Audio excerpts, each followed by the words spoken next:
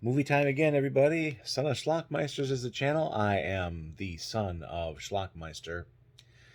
Some people call me a son of something else, but we won't get into that right now. We're going to look at a movie today off of this very old VCI collection called, oh, a little bit of hue there, a little glow, Scream Theater. What is it? 12 Cheap Chills. I think this was pretty cheap actually to buy. VCI Horror Marathon is what they're calling it. This collection is not really doesn't seem to be available anymore. I think they've broken them up into smaller discs, like you can get DVDs of like two on one or something like that. But it's Alice, Sweet Alice, Beast of the Yellow Night, Beyond Atlantis, Death Game, blah blah blah, et al. Et al. Some of these I actually have on Blu-ray now, so I don't, I don't have to be so beholden to this collection. But it is a good collection at the time. I probably bought this in 2011. I want to say, yeah, it's been a long time. But not everything on this collection is on Blu-ray. So today we're going to watch one that is not, and it is called "Don't Open the Door." Don't, or the window, or even the screen door, or if you whatever have an Amazon package outside, don't do it. So let's watch. Nick, I'm going to Allerton. My grandmother's very ill. She may be dying. It's been 13 years since I've been there. 13 years. I left when my mother died. My grandma wrote from time to time, and we talked on the phone occasionally. I always told myself she didn't really need me anymore.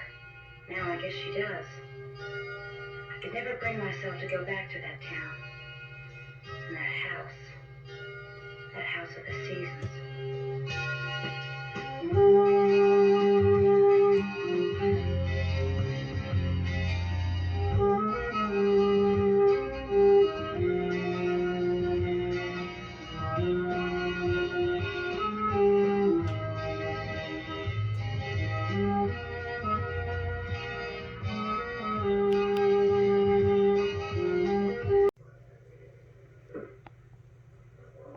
I'm Mrs. Post's granddaughter, and I come to be with her.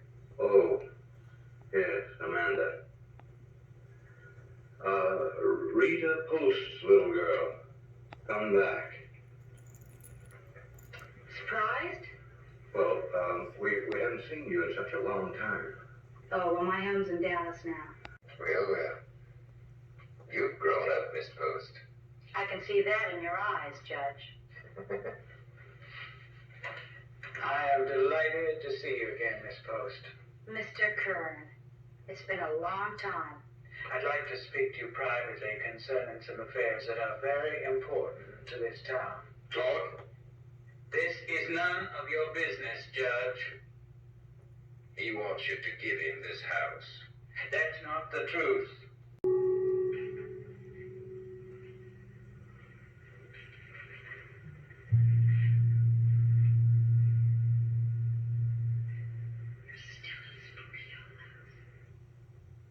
But you can't scare me.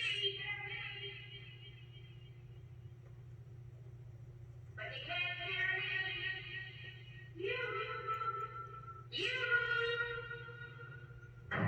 You.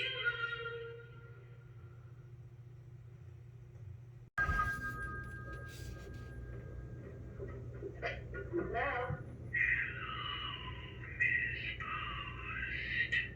Hello? Is that you, Nick? I can't hear you. Are you?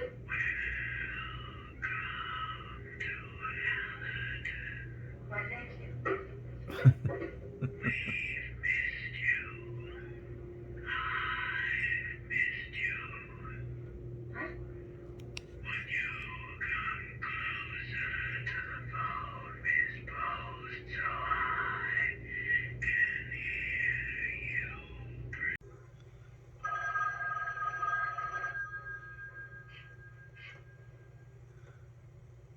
What?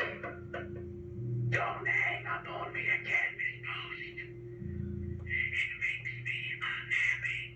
I've been waiting too long for this. Hey, guess what? Huh? What? You're very sick. I am not sick. Don't you ridicule me. I won't allow it. Others have ridiculed me. I did not like them either, Miss Post. You are breathing heavier, Miss Post. Now, I want our grandmother's things out of here, upstairs and downstairs. I want our things put back where they belong. I can't do that. You better, and you better fast. If you don't, we'll see what the judge can do about it. But I did it for you, for when you came back, for you to remember by. The main thing I remember is a scared little girl with a dead mother. I don't need or want to remember anything else.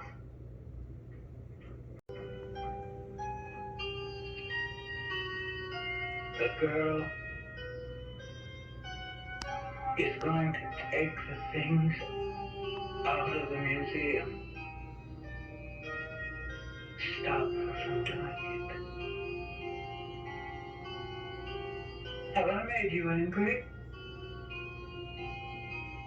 I didn't mean to make you angry. I love her. I loved her when she was a little girl.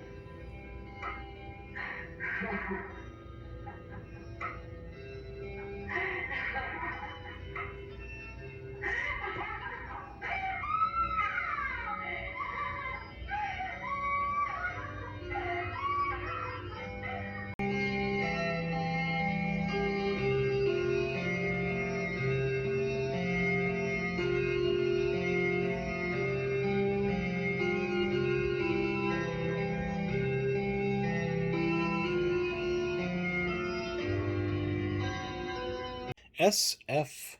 Brownrigg.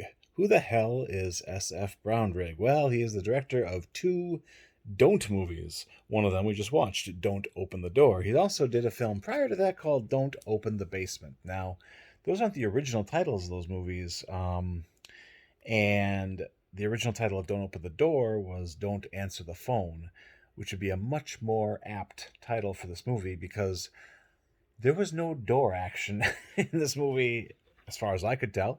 There were doors, and they were opened, but it wasn't the main rub.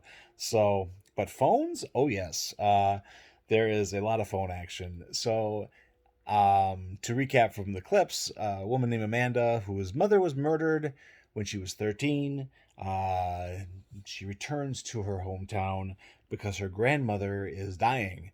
Well, there's a reason she's dying, because the greedy bastards who want to take her home and all of the artifacts from her home are slowly poisoning her. So, but Amanda gets into town, much to their chagrin, much to the poisoner's chagrin, and she brings her own physician with her, who also seems to kind of be her boyfriend. I don't know. But when Amanda returns to town and starts living in her grandmother's very sort of posh mansion, the phone starts to ring a lot. And it turns out that it's a whisper. Amanda, nice to see you again. It's very silly. The calls are very silly. Amanda's not terribly phased by them at first, but eventually it turns into a nuisance and eventually becomes terrifying. Clearly, Amanda, like her mother, may be next. There's some definite homicidal shenanigans afoot, shall we say. That's about it. It's a very simple movie. Simple in plot and simple in budget. This is a cheap movie. That did not negate my enjoyment of it whatsoever. This was a fun film. I enjoyed this as a sample of schlocky drive-in grade Z putrescence, and I loved every bit of it. It was quite fun. I shouldn't say every bit. The last 15 minutes got a little slow and kind of dragged. But overall, this was a perfect specimen and very entertaining, highly enjoyable. The acting, interestingly enough, the acting wasn't bad. Amanda's played by a woman named Susan. She's a daughter of Susan Bracken, and she's a daughter of comic actor Eddie Bracken, who you might know if you're a film fan from some of Preston Sturges' movies, like The Great McGinty. I don't know if he was in that one. I know he's in Hail the Conquering Hero, but she's his daughter, and she's a very good actress, actually. Very good performance. So, Don't Open the Door. Now, I'm going to give it a scale, give it a rating. You must also understand that my rating, I rate movies on the scale of the style for what type of movie they are. So even if I give a high mark, it's not like I'm saying Don't Open the Door is as good as Casablanca or with The Wizard of Oz, but for what it is, this is where it would rank. I think beer reviewers on YouTube do that quite a bit too. They have a low-level cheap Pilsner, and they give it a high mark. Well, for the style, that's what it is. So that's what we're doing here on Son of Schlockmeisters. I'm going to give Don't Open the Door a straight 6 because it was really entertaining and enjoyable. You can get it so many places. VCI still has it for sale on DVD at their website for a whopping $7. This is also part of a lot of collections. I have it in this collection, this Scream Theater collection, which I don't think is available anymore, but all the movies on here are available somehow, somewhere.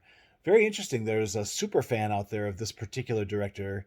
And on the Internet Archive is a movie he went to Texas, and this is localized horror, local filmmaking at its finest.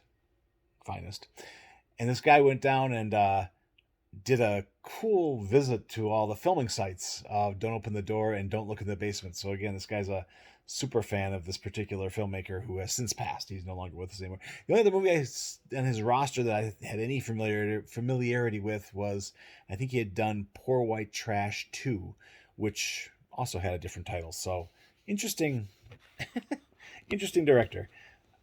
But the guy who did this documentary about all the locations, he does bring up a good point. There is a certain mood to Don't Open the Door that's very different. It's not pure garbage. There's actually some interesting camera angles. The performances are solid, and there's a mood to this thing that is interesting. But still, at the end of the day, it's pure schlock, and that's why we love it, and that's why you're here, and that's why I'm here. Till next time.